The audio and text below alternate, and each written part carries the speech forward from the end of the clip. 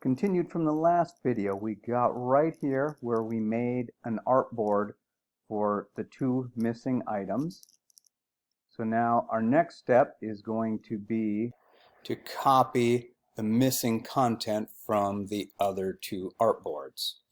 So we go back into Illustrator. Okay, so we need the envelope content. So we go into the envelope content, make sure that nothing is locked.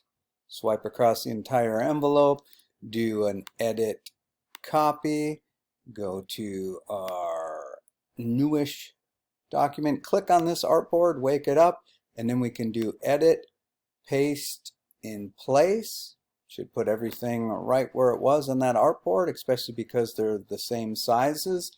Then we repeat that for the information here we're missing for the logos. Now your logos may be spread out in 3 different places, so you may not be able to just do a simple copying all 3 at once, but either way that it takes, just copy each one individually, copy all 3 at the same time, whatever you can do.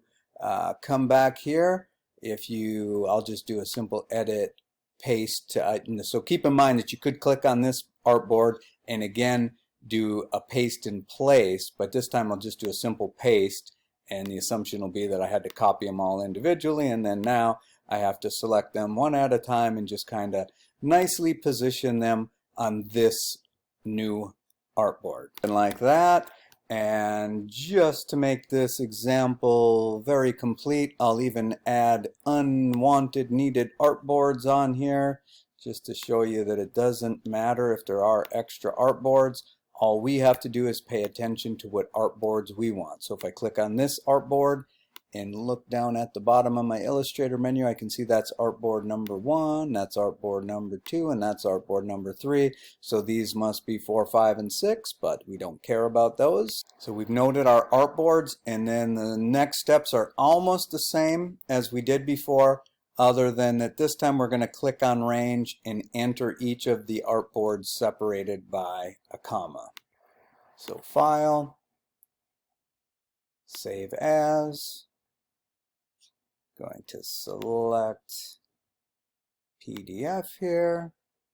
Oh, and one little note, you may want to do a file save as and still save a copy of that after all the work that you did as an Illustrator file, because otherwise you won't be able to go in and edit it if you notice any mistakes here, and I'll show you why here in a second. So again, we click on range, and then in the range we want 1, 2, 3. But you could enter, for example, like 1, 2, 7, 12, and just get only those artboards if they existed. And then we click save, and then we come up into this menu.